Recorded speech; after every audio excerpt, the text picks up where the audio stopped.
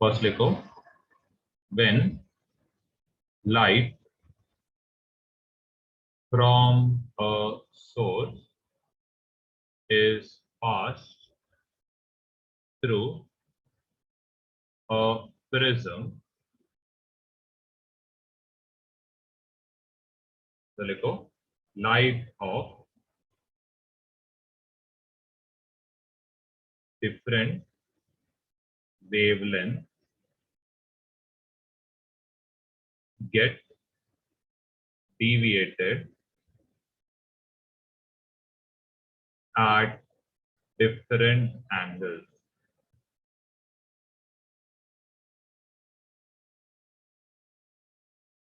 This is called dispersion.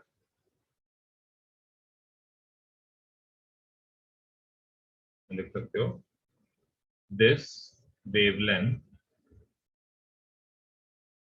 composition of dispersed light can be viewed by eye when received on a photographic plate. ये सब आगे आ जाएगा क्या है करके। This wavelength composition is called spectrum.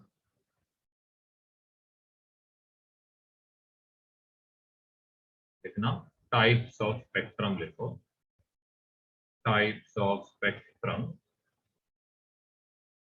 इसमें लिखना emission spectrum एंड दूसरा है absorption spectrum. emission मतलब emit करेगा, absorption मतलब absorb करेगा.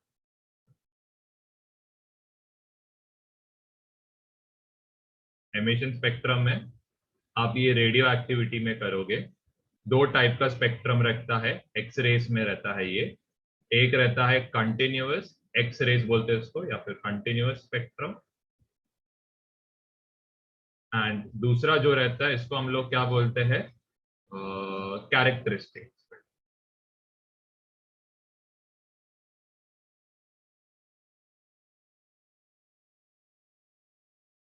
हम लोग को ज्यादा करके ये चैप्टर में अब्जॉर्प्शन स्पेक्ट्रम से रिलेटेड बात करना, तो पहले लिख लेना. अब्जॉर्प्शन स्पेक्ट्रम में बेसिकली आप हाइड्रोजन स्पेक्ट्रम पूरा जनरल में करना है.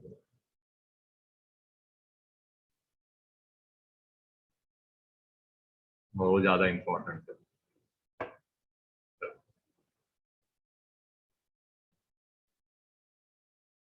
इनका लिख के नहीं हुआ, स्क्रीनशॉट ले लेना.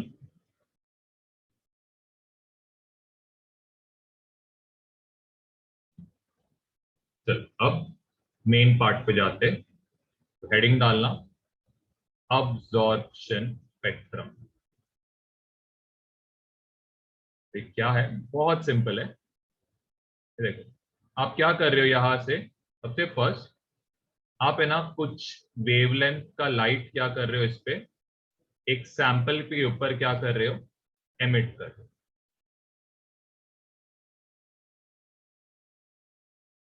अब यहाँ पे हम लोग ज्यादा करके किसके बारे में बात करेंगे, हाइड्रोजन के बारे में.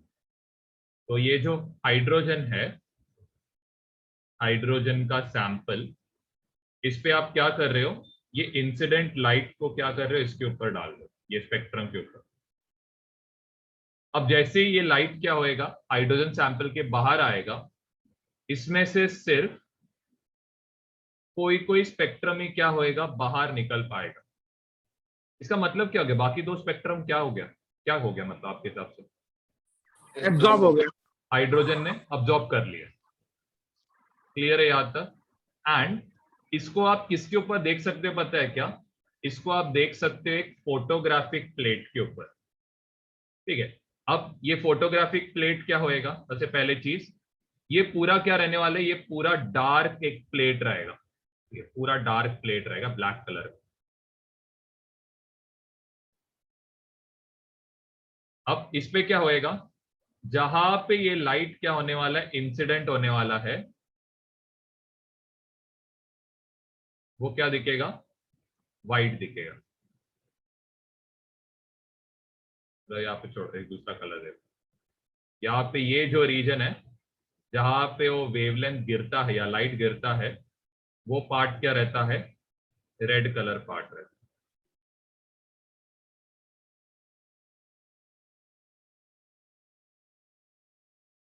या बाकी सब क्या रहेगा, डार्क स्पेक्ट्रम। तो आप उधर लिख भी सकते हो,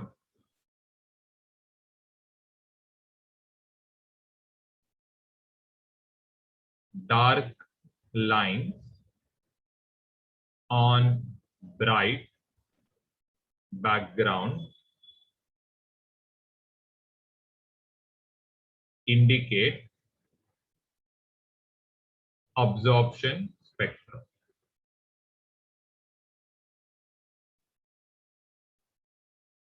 अब देखो यहाँ पे ये जो है रेड कलर का जो लाइंस है, ये क्या हो गया है, अब्जॉर्ब हो गया है। ये रेड कलर का लाइन अब्जॉर्ब हो गया, इसका मतलब क्या रहेगा, ये डार्क पैटर्न देगा, एंड बाकी का जो है ब्लैक कलर का जो भी पार्ट है, ये ब्लैक कलर का जो पार्ट रहेगा ये क्या रहेगा, या फिर इसको लिख सकते हो व्हाइट कलर है। अब्जॉर्ब हो रहा है मतलब आपको पता नहीं चाहिए, अब्जॉर्ब होने का मतलब क्या है कि वहां पे वो एक डार्क कलर का पैच होएगा, सारे कलर एमिट होंगे तो वो क्या रहेगा, व्हाइट कलर। ये आपको मैंने स्टार्टिंग में कंसेप्ट एक्सप्लेन किया था। कलर अब्जॉर्ब होता है तो एक ब्लैक कलर पैटर्न दिखाएगा, चाहे तो इधर लिख सकते हो ब्लैक पैटर्न।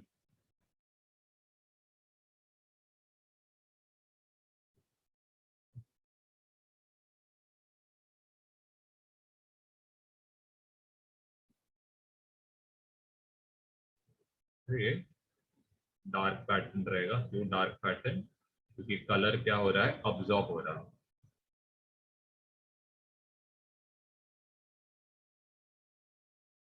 और ये ब्राइट पैटर्न क्यों दिख रहा है, क्योंकि कलर एमिट हो रहा है।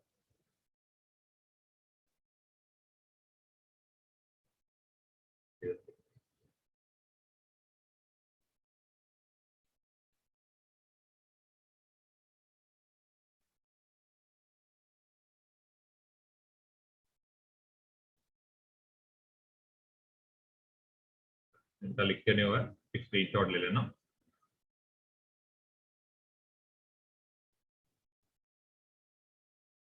इसको हाँ, इसको भी ऐसा लिख लो, इसको हम लोग क्या बोलेंगे, ट्रांसमिटेड लाइट।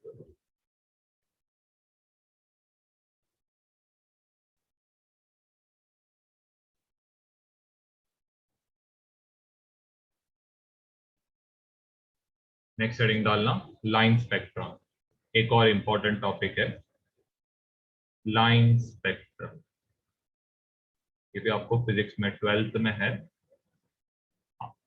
अब ये लाइन स्पेक्ट्रम क्या है, इसको याद करने का एक बहुत सिंपल तरीका है, आपको बोल रहा हूं ध्यान देना। तो कैसे आप याद रखोगे, L B P B P, पहले वाले का नाम क्या रहेगा, लाइमन, इधर आएगा Balmer, alphabetical order B A B R P A P F, ठीक है, अल्फाबेटिकल ऑर्डर में याद कर सकते हो, Balmer, Paschen, Brackett, Pfund, Paschen Brackett, और इधर रहेगा पी फंड। एक और एक रहता है हम्फ्रे, लेकिन ये अभी आपको सिलेबस में नहीं।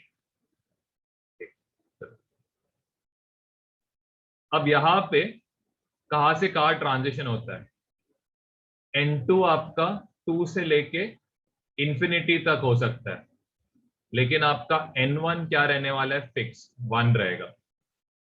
यहाँ पे आपका N2 क्या, सॉरी N1 क्या रहने वाला है, 2, यहां पे आपका N1 क्या रहेगा, 3, 4, 5, 6। तो यहां पे आपका N2 कहां से चालू होएगा, हम्फ्रे से।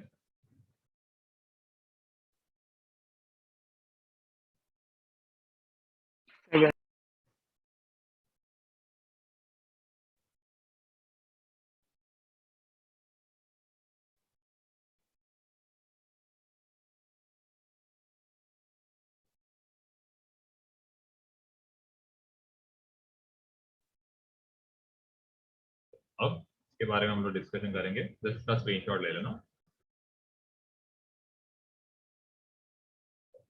मेन ये वैल्यूज आपको याद रखना है, ये वेरी इंपॉर्टेंट है, ये याद रखना।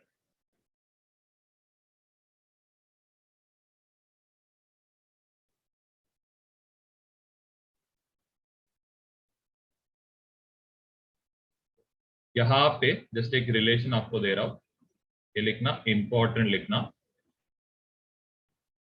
wavelengths emitted between transition of two states cannot be identical, मतलब कभी ये आइडेंटिकल नहीं रहेगा। एंड ये जो वेवलेंथ रहेगा ये डिस्क्रीट रहेगा। डिस्क्रीट मतलब क्या है, कंटिन्यूअस नहीं, एक सिंगल फिक्स्ड वैल्यू रहेगा उसको, डिस्क्रीट है। डिस्क्रीट का मतलब लिखो, डिसकंटिन्यूअस है।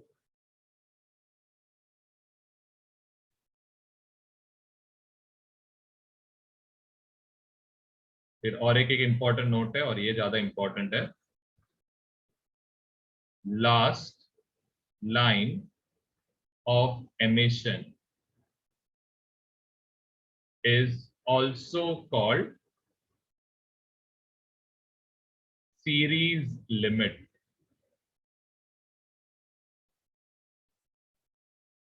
बस आपको मैं एक ये बना के दिखाता तो आपको एक आइडिया मिल जाएगा कि एमिशन है क्या।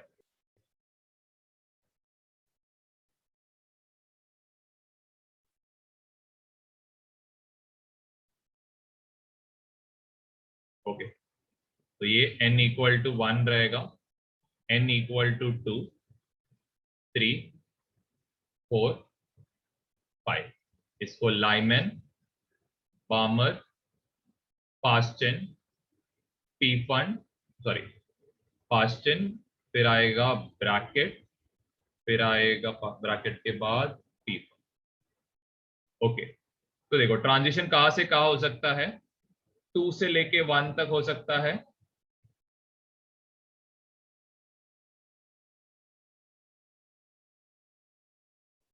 ये सारे जो भी वेवलेंथ्स एमिट होंगे इसके थ्रू, जो ट्रांजिशन के थ्रू वेवलेंथ्स एमिट होंगे, इसको आप क्या बोलोगे, लाइमैन सीरीज बोलोगे। वैसे बार्मर सीरीज के लिए क्या रहेगा, 3 से 2 सबसे पहला ट्रांजिशन, 4 से 2, 5 से 2, ये यहाँ पे जो वेवलेंथ्स एमिट होंगे इसको आप क्या बोलोगे, ब्रैकेट बोलोगे।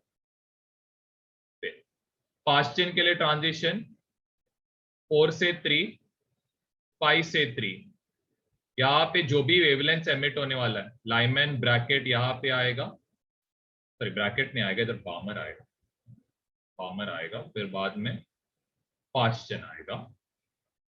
सेम 5 से जो 4 पे ट्रांजिशन हो रहा है इसको आप क्या बोलोगे, ब्रैकेट, ब्रैकेट सीरीज। वैसे इसके ऊपर और n1000 ऑर्बिट्स हो सकते, कितने भी ऑर्बिट्स हो सकते, जो भी ट्रांजिशन है। हमेशा याद रखना, सीरीज लिमिट के लिए, कोई भी सीरीज लिमिट, आप n2 का वैल्यू क्या लेने वाले हो, इंफिनिटी लेने वाले हो, ये इंपॉर्टेंट है। कभी भी एग्जाम में क्वेश्चन पूछा सीरीज लिमिट क्या रहता है, तो आप क्या करोगे, n2 का वैल्यू इंफिनिटी लोगे। फिर एक और एक पार्ट है इसमें, अगर आपको पूछा है मैक्सिमम वेवलेंथ, तो आपका n2 का वैल्यू क्या रहना चाहिए, n1 प्लस 1 रहना चाहिए। अगर आपको लैम्डा मैक्स बोला है तो आप n2 का वैल्यू को क्या लोगे, n1 प्लस 1। तो सपोज आपको पूछा है बार्मर सीरीज मैक्सिमम वेवलेंथ, ठीक है, बार्मर सीरीज का मैक्सिमम वेवलेंथ क्या है, तो बार्मर सीरीज में n1 का वैल्यू क्या रहेगा, 1 1। और ये क्या रहेगा, इसका जो ये है रहेगा n2 का वैल्यू 3 रहेगा। ठीक है, वैसे आपको अगर एग्जाम में पूछा है पी फंड सीरीज का मैक्सिमम वेवलेंथ, तो पी फंड के लिए n1 का मतलब वैल्यू क्या रहता है, पी फंड के लिए n का वैल्यू क्या रहेगा, 5। तो इसका जो n2 रहेगा क्या रहने वाला है, 6। मैक्सिमम वेवलेंथ अगर आपको फाइंड आउट करना पड़ेगा तो बस एक जस्ट ऊपर लेना। और अगर आपको सीरीज लिमिट पूछा है तो n2 इक्वल टू क्या आएगा, इंफिनिटी। तो ये सब छोटे छोटे टर्म्स है जो आपको पहले ही पता रहना चाहिए। चल अब नेक्स्ट पार्ट की ओर जाते हैं। नेक्स्ट लिखो फर्स्ट वाला, फॉर लाइमैन सीरीज। इसमें टॉपिक आपको जस्ट सिखाने को भूल गया था मैं, जस्ट कट करो, इधर बस लिखो वेव नंबर, वेव नंबर रहेगा 1 अपॉन लैम्डा। तो ये यहाँ पे क्या रहने वाला है, रिडबर्ग कांस्टेंट, इसका वैल्यू रहेगा 1.097 इंटू 10⁻⁷। यूनिट क्या रहेगा इसका, मीटर इनवर्स। यहाँ पे this will be 1 upon n1 square minus 1 upon n2 square upon z square रहेगा। ये वेव नंबर का रिलेशन है, जहाँ पे आपका n2 जो है ये n1 से,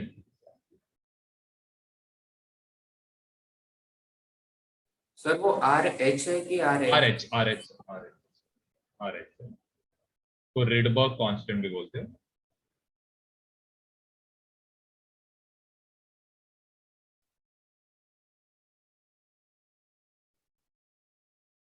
अभी पहले लिखो फर्स्ट फॉर बार्मर, सॉरी पहला लाइमैन है, फॉर लाइमैन सीरीज आपका वेव नंबर क्या रहेगा, फॉर फर्स्ट लाइन तो ये रहेगा 1 बाय लैम्डा। इसको आप क्या बोलोगे, मैक्सिमम बोलोगे। तो लैम्डा मैक्सिमम आया रहेगा, तो यहाँ पे आर एच n1, लाइमैन के लिए n का वैल्यू कितना रहता है, n1 का वैल्यू 1। जो आज जवाब नहीं दे रहा उसको मीटिंग के बाहर डाल रहा। 1 तो यहाँ पे n1 के बदले आएगा 1। मैक्सिमम वेवलेंथ है तो n2 का वैल्यू क्या आएगा, 2 आएगा। 2 आएगा। 2 और इधर 2 का बस स्क्वायर हो जाएगा, नहीं है। और z स्क्वायर आपको इधर हाइड्रोजन पीछे तो z का स्क्वायर तो 1 स्क्वायर है। वैसे अगर आपको बोला है wave number for second line, तो ये रहेगा wave number equal to 1 by lambda R H, यहाँ पे रहेगा 1 अपॉन 1 स्क्वायर माइनस 1 अपॉन 3 का स्क्वायर। वैसे थर्ड लाइन के लिए आप n2 का वैल्यू को 4 लोगे, फोर्थ लाइन के लिए n2 का वैल्यू 5 लोगे, एंड सो ऑन। फिर नेक्स्ट है, सर लेकिन तो n1 का वैल्यू सेम ही रहेगा तो भी। हाँ सेम ही रहेगा ना, क्योंकि लाइमैन सीरीज है ना। नेक्स्ट फॉर सीरीज लिमिट,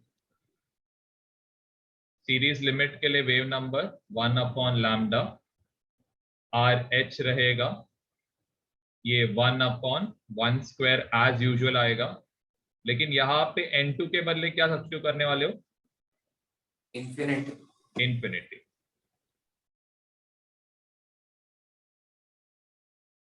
ये हो गया सीरीज लिमिट।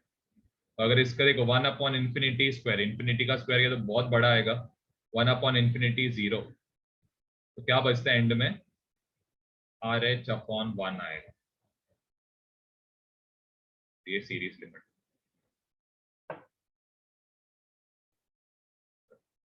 याद रखना लाइमैन सीरीज के लिए जो सारे वेवलेंथ्स रहेंगे ये क्या रहेगा, कौन से रेंज में रहेगा? यूवी लाइट के रेंज में रहेगा। यूवी लाइट यहाँ तक लिख के रखना। सारे जो भी वेवलेंथ्स रहेंगे इसमें कोई भी ट्रांजिशन होने दो, ये सारे वेवलेंथ्स यूवी रेंज के इसमें रहेगा।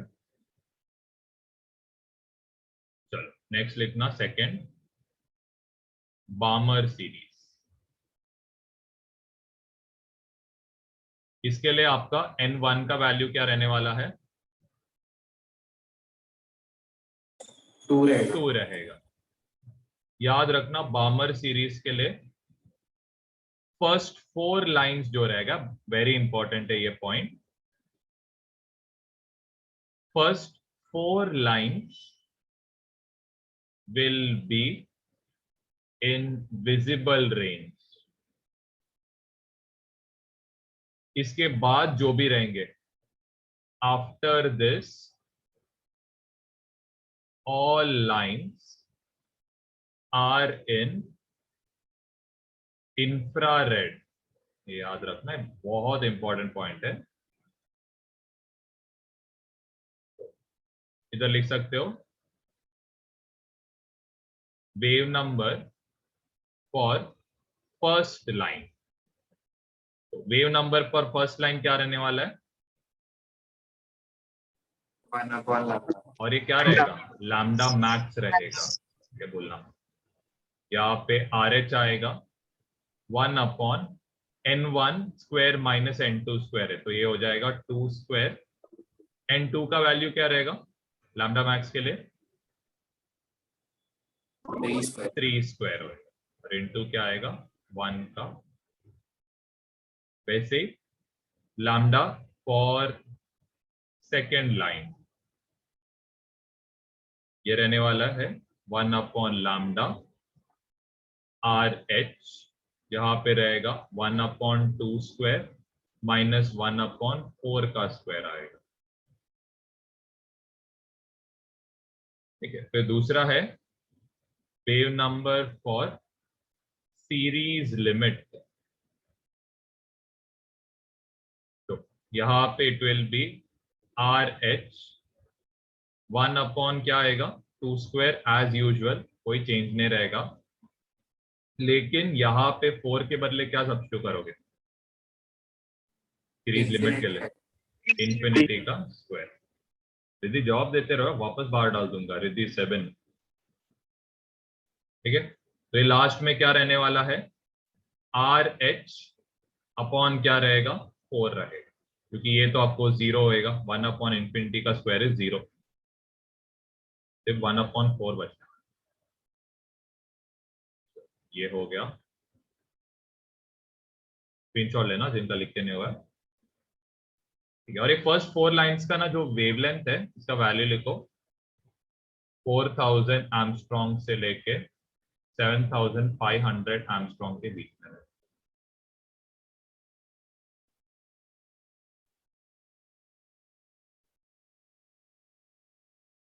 तो जस्ट ये एक जरा कट करो, इंफ्रारेड नहीं है, यूवी रेंज में रहेगा, मेरा गलती है, उल्टा यूवी रेंज।